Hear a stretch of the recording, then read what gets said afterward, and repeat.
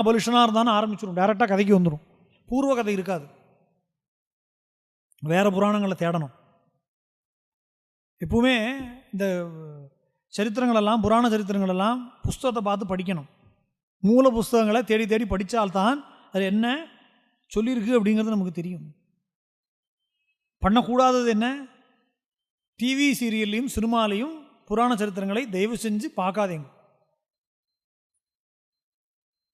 ஏன்னா அதை காட்டுறது 90% பொய், இல்லாத கதைகளெல்லாம் உண்டாக்கி சொல்லிட்டு இருக்கா. எல்லா சரித்திரமும் அப்படி தான்.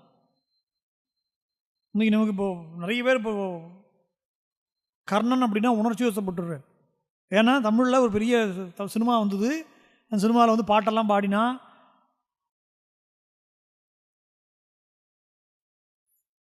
வியாசபாரதத்தை எடுத்து பார்த்தோமானா பாஞ்சாலியை துகிலுரிய சொன்னதே கர்ணன் தான்.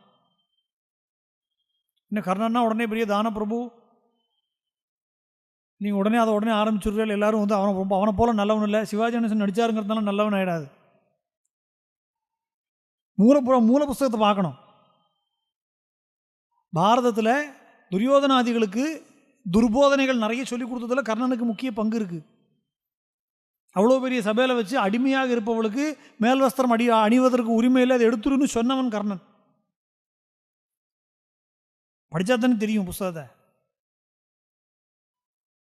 அதனால் எந்த ஒரு விஷயத்தையும் கிரந்தங்களையும் மூல கிரந்தங்களை வச்சு படிக்கணும். இல்லைன்னா விஷயம் தெரிஞ்ச வாழ்கிட்ட கேட்கணும். டிவி சீரியலையும் சினிமாலையும் தயவு செஞ்சு